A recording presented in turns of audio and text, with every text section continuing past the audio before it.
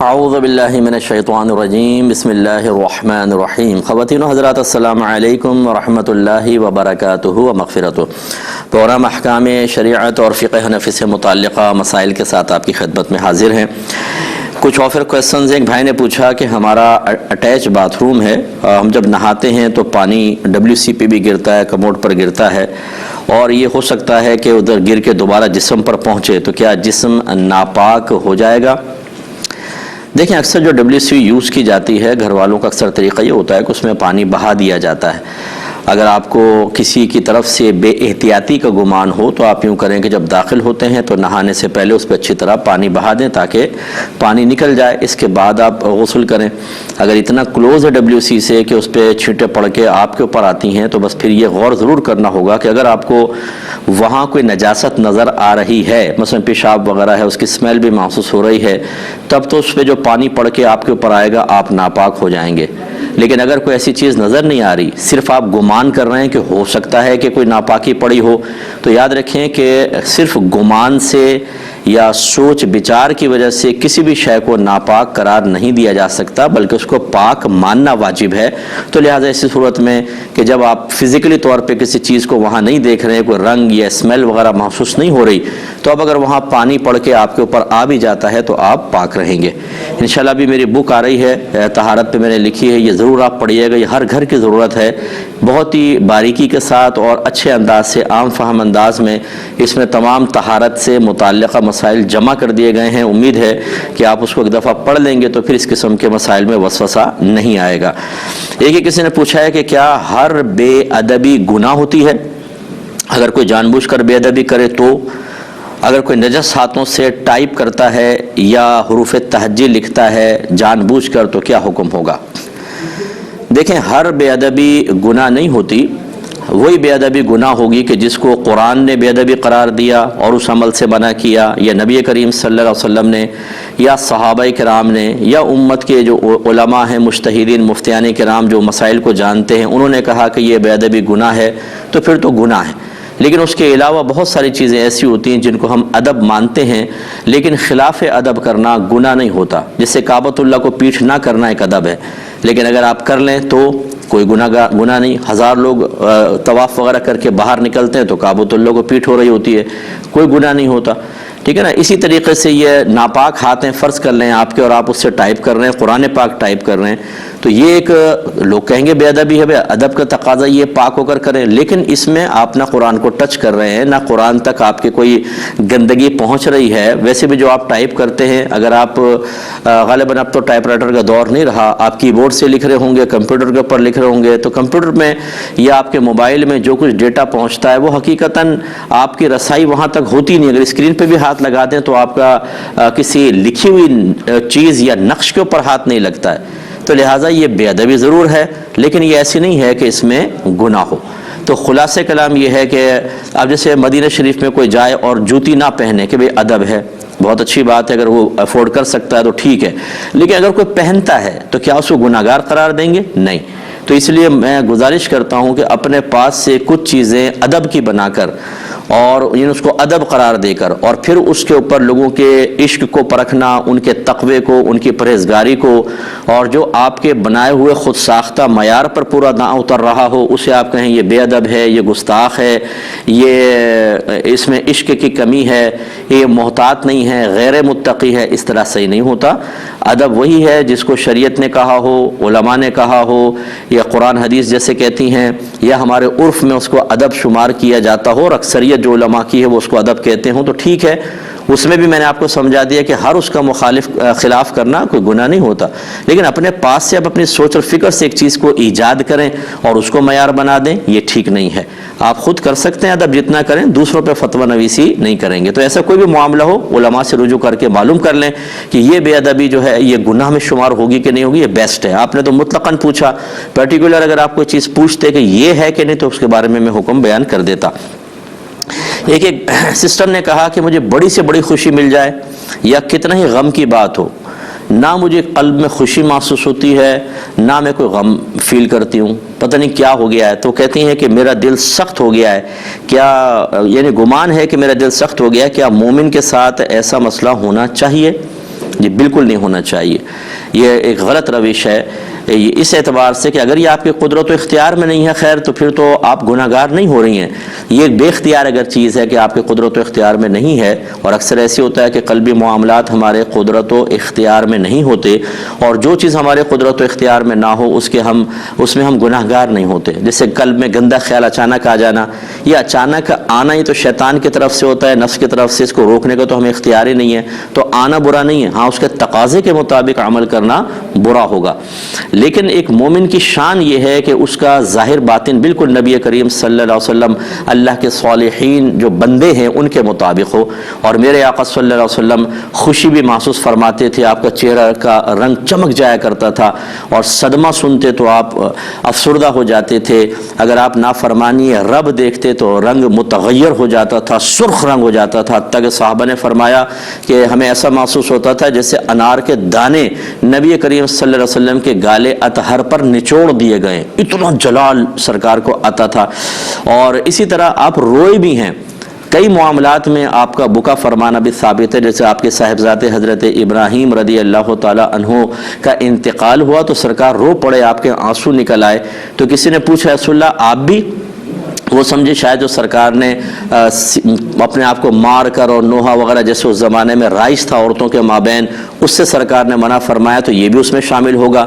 سرکار نے فرمایا یہ اس میں نہیں، بلکہ یہ تو رحمت کے آنسو ہیں، یعنی دل مغموم ہے. اور آپ سرکار نے یہ حضرت ابراہیم کو مخاطب کر کے ارشاد فرمایا کہ ابراہیم تمہاری جدائی سے ہم بڑے غمگین ہیں، لیکن ہم تو وہی کہیں گے جس پہ ہمارا رب راضی ہے، انا للہ و انا الیہ راجعون.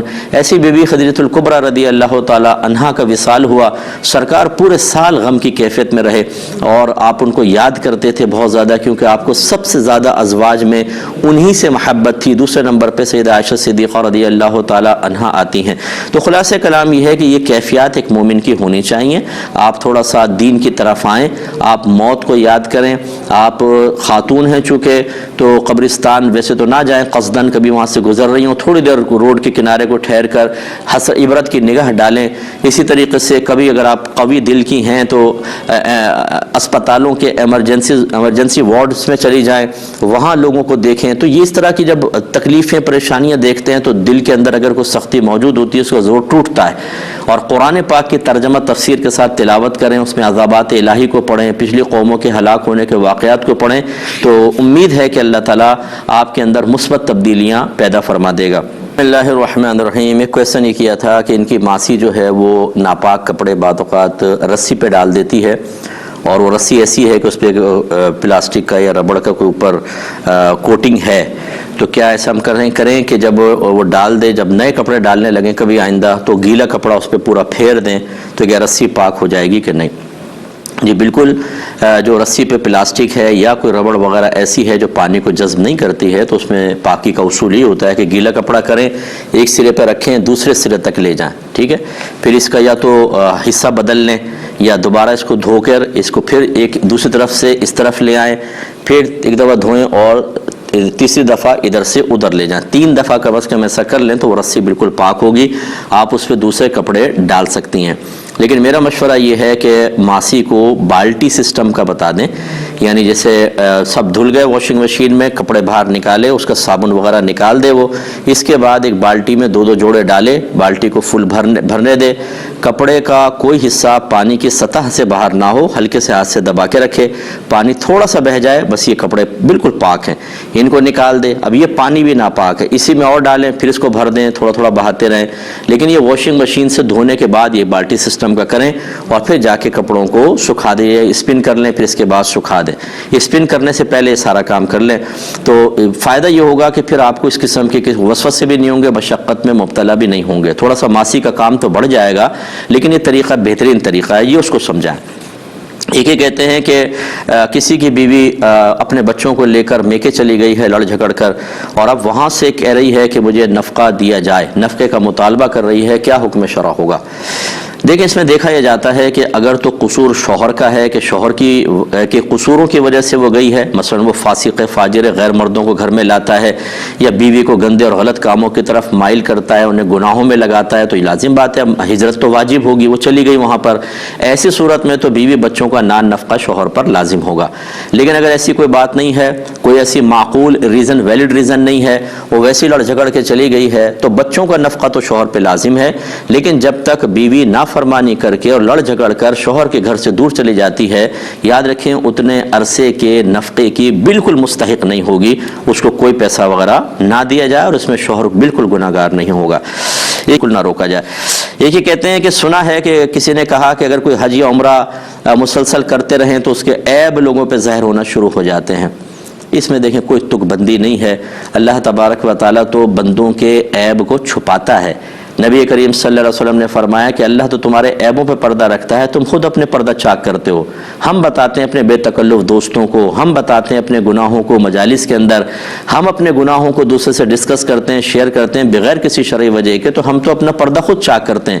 ورنہ اللہ تبارک و تعالیٰ نے تو اس امت کے لیے کرم نوازی فرمائی کہ ہمارے عیبوں پہ پردہ ڈال کے رکھا ہے، حتیٰ کہ برود قیامت بھی اللہ تبارک و تعالیٰ جب ایک گناہگار کو بلائے گا، حدیث میں سرکار نے فرمایا کہ مخلوق اور اس کے درمیان ایک پردہ حائل کر دے گا، پھر اپنے بندے سے ہم کلام ہوگا اور فرمائے گا تو نے فلاں فلاں گناہ کیے، تو اس کی زندگی کے صغیرہ گناہ اللہ تعالیٰ ذکر کرے گا، وہ اقرار کرے گا کہ ہاں یا رب میں نے یہ بھی کیا، یہ بھی کیا، یہ بھی کیا، اور وہ دل میں ڈر رہا ہوگا کہ اب اللہ تعالیٰ میرے کبیرہ گناہوں کو بیان نہ کر دے، تو اللہ تعالیٰ اس سے پہلے کہ اس کے کبیرہ گناہوں کو ظاہر کرتا، اس سے فرمائے گا میں نے ان تمام گناہوں کو نیکی میں بدل دیا۔ تو اس وقت اچانک وہ کہے گا اللہ تعالیٰ میرے وہ کبیرہ گناہ کیا ہیں، وہ کہاں ہیں، وہ تو بہت سارے کبیرہ بھی تھے۔ تو نبی کریم صلی اللہ علیہ وسلم فرماتے ہیں کہ اس وقت اللہ تعالیٰ اپنی شان کے لائق دھک فرمائے گا، مسکرا دے گا اللہ تعالیٰ اپنی شان کے لائق، جو اس کی حقیقت کو ہم نہیں جانتے وہ کر دے گا۔ تو اس کا مطلب ہے کہ اپنے بندوں کا تو اللہ تعالیٰ بروز قیامت بھی پردہ رکھے گا۔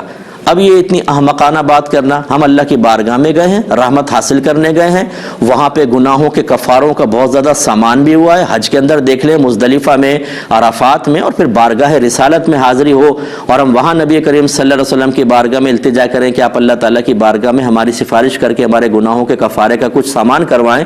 وَلَوْ أَنَّهُمْ إِذْ ظَلَمُوا أَنفُسَهُمْ جَاءُوكَ فَاسْتَغْفَرُوا اللَّهَ وَاسْتَغْفَرَ لَهُمُ الرَّسُولُ لَوَجَدُوا اللَّهَ تَوَّابًا رَحِيمًا۔ اللہ تعالیٰ فرماتا ہے حبیب اگر یہ لوگ اپنی جانوں پر ظلم کر بیٹھے ہیں آپ کی بارگاہ میں حاضر ہوں، پھر یہ اللہ تعالیٰ کی بارگاہ میں استغفار کریں اور آپ بھی ان کے لیے بخشش طلب کریں، تو یہ اللہ تبارک و تعالیٰ کو بہت بخشنے والا مہربان پائیں گے۔ اس بارگاہ رسالت میں جا کے جب آپ استغاثہ کرتے ہیں، سرکار ہاتھ اٹھاتے ہیں، گناہ ختم۔ یہ ہمیں حسن زن قائم رکھنا چاہیے۔ اب یہاں یہ کہہ رہے ہیں حج عمرہ کرتے جاؤ عیب ظاہر ہو جائے گا، ارے بھائی دماغ درست ہے کہ نہیں ہے؟ تو اس قسم کے جہلا اگر کوئی ہے آپ کے اطراف میں، ان سے کوسوں دور بھاگیں، ان کو اپنی مجالس سے نکال دیں۔ یہ تباہی مچانے والے لوگ ہیں، انہوں نے اصل دین کو پیچھے کر کے اپنی ایک نئی شریعت کو متعارف کروایا ہے۔ ان کو مان لو، نبی کو مانو یا نہ مانو، ان کو مان لو، ان کی تعلیمات قبول کرو، قرآن کی تعلیمات آپ تک پہنچے نہ پہنچے، اس قسم کے جاہل لوگوں کو اپنے درمیان سے ہٹائیں اور اصل دین کی طرف آئیں، تبھی آپ نجات پائیں گے۔ ایک بھائی کا مزید کوئسچن ہے لیکن مختصر سا بریک لیں گے، ہمیں یقین ہے آپ ہمارے ساتھ ہی رہیں۔ بسم اللہ الرحمن الرحیم۔ ایک بھائی نے فرمایا کہ یوٹیوب پہ بہت سارے لوگ مسائل بیان کر رہے ہوتے ہیں، سمجھ میں نہیں آتا، تو آپ یہ بتائیں کہ گھٹنوں میں اگر درد ہو تو بیٹھ کر نماز پڑھنے کا کیا طریقہ ہوگا؟ پہلی بات تو یہ کہ آپ یوٹیوب پہ میں یہ نہیں کہتا ہوں کہ ہر شخص غلط مسئلے بتا رہا ہے یا ہر شخص غلط بیٹھا ہوا ہے، اچھے علماء بھی ہوتے ہیں اور صحیح مسائل بتانے والے بھی ہوتے ہیں، لیکن جو سائلین ہوتے ہیں وہ تمیز نہیں کر پاتے کون صحیح مسئلہ بتا رہا ہے کون نہیں۔ تو بہتر ہے کہ کوئی ایسے پروگرام آپ یہاں پہ کویشچن کر لیں، انشاءاللہ اللہ کی رحمت سے امید ہے کہ شریعت کے مطابق آپ کو جواب مل جائے گا۔ دوسری بات یہ ہے کہ اگر گھٹنوں میں پین ہے آپ کے، تو آپ یہ دیکھیں کہ کیا آپ کھڑے ہو کے نماز پڑھ سکتے ہیں کہ نہیں۔ پہلی بات یہ، اگر بہت پین ہوتا ہے کھڑے نہیں ہو سکتے تو کیا زمین پر بیٹھ کے پڑھ سکتے ہیں کہ نہیں۔ اگر اس میں بھی گھٹنے فولڈ کرنے میں پین ہوتا ہے شدید، تو پھر آپ آرام سے کرسی پہ بیٹھ کے نماز پڑھیں گے۔ کرسی پہ بیٹھیں گے جب آپ تکبیر والا لگائیں گے ویسی نماز ہوگی، جب رکوع کریں گے تو تھوڑا سا کم جھکیں گے اور سجدہ کریں گے تو تھوڑا سا زیادہ جھکیں گے۔ اس میں بعض لوگ ایسی کرسی بناتے ہیں جس پہ تختہ سا لگا ہوتا ہے، اس پہ اپنا سر ٹیک رہے ہوتے ہیں۔ یاد رکھیں جب آپ اشارے کے ساتھ نماز پڑھتے ہیں، آپ زمینی سجدہ کر ہی نہیں سکتے ہیں، تو پھر آپ کے لیے صرف پیشانی کو کسی سطح پہ لگانا لازم نہیں رہتا، بلکہ ایک صحابی ایک تکیہ اٹھا کے اس طرح لگا رہے تھے، سرکار نے اس کو پھینک دیا۔ ایک لکڑی لگانے لگے، سرکار نے اس کو پھینکا اور فرمایا کہ اشارے سے سجدہ کریں۔ حدیث کا خلاصہ یہ ہے۔ تو آپ بیٹھ کے اس طریقے سے پڑھیں۔ اچھا، دوسری صورت یہ ہے کہ آپ کھڑے ہو کر پڑھ سکتے ہیں، تو کھڑے ہو کے پڑھیں، جتنی دیر آپ پڑھ سکتے ہیں، باقی پھر بیٹھ کے نماز پڑھ لیں، یہ ہو سکتا ہے۔ اصل یہ ہے کہ آپ سجدہ باقاعدہ کر سکتے ہیں کہ نہیں۔ جو سجدے پہ قدرت رکھتا ہے اس سے قیام ساقط نہیں ہوتا، پھر تو آپ کو کھڑے ہو کر اتنی دیر پڑھنی ہوگی جتنی دیر ہمت ہے، باقی بیٹھ کے پڑھ لیں۔ اور اگر آپ سجدہ کر ہی نہیں سکتے کیونکہ گھٹنے اس میں زمین پہ لگتے ہیں، تکلیف ہوتی ہے، پین ہوتا ہے، تو پھر آپ پہ قیام بھی ساقط ہو جائے گا، پھر شروع سے ہی آپ کرسی پر بیٹھ کے نماز پڑھیں گے۔ یا اچھا، اگر آپ زمین پہ بیٹھ سکتے ہیں، مثلا یوں کہ آپ بیٹھ گئے اور ایک پاؤں آپ نے پھیلا لیا، ٹھیک ہے، جس گھٹنے میں درد ہے، تو زمین پہ بیٹھ کے بھی اشارے سے آپ پڑھ سکتے ہیں، چاہیں تو کرسی پہ بیٹھ کے پڑھیں، دونوں طریقے آپ کے لیے ٹھیک ہوں گے۔ ایک یہ کہتے ہیں کہ کیا یہ تہجد، چاش، اشراق، اوابین کا بھی کوئی وقت مخصوص ہے؟ ایک شخص مغرب کے بعد ان تمام نمازوں کو ایک ساتھ پڑھ لیتا ہے، کیا حکم شرع ہوگا؟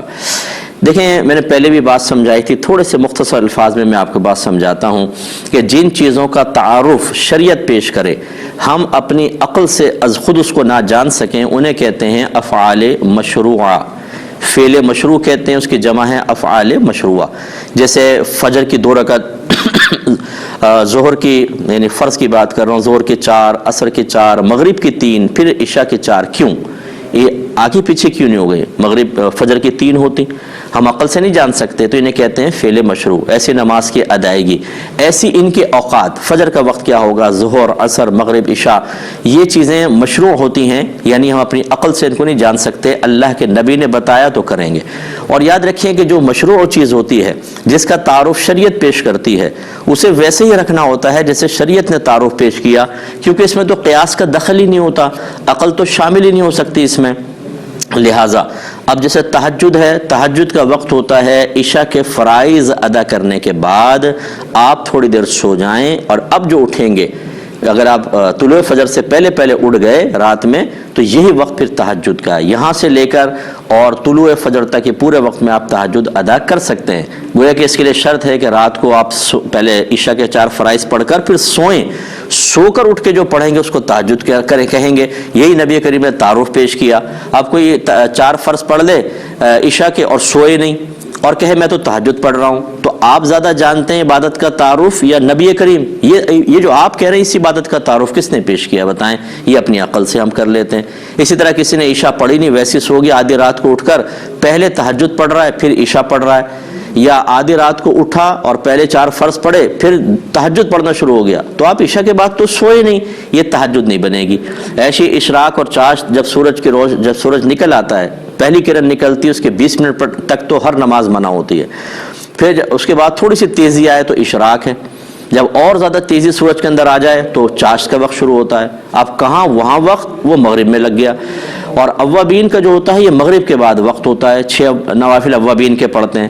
لہٰذا ان صاحب نے جو خود ایجاد کر لیا ایک معاملہ، گویا کہ معاذ اللہ ثم معاذ اللہ، اگر اس کی گہرائی میں چلے جائیں نا تو یہ خود اپنے آپ کو شارع بنانے کے چکر میں ہے۔ میزبان کو، ہماری کیو ٹی وی کی پوری ٹیم کو اجازت مرحمت فرمائیں۔ آپ ہمارے لیے دعا کیجیے، ہم آپ کے لیے دعا گو ہیں کہ اللہ تبارک و تعالی ہمیں دنیا سے کہیں زیادہ اپنی آخرت کی فکر بھی سنجیدگی کے ساتھ کرنے کی توفیق عطا فرمائے۔ آمین۔ وآخر دعوانا ان الحمد للہ رب العالمین۔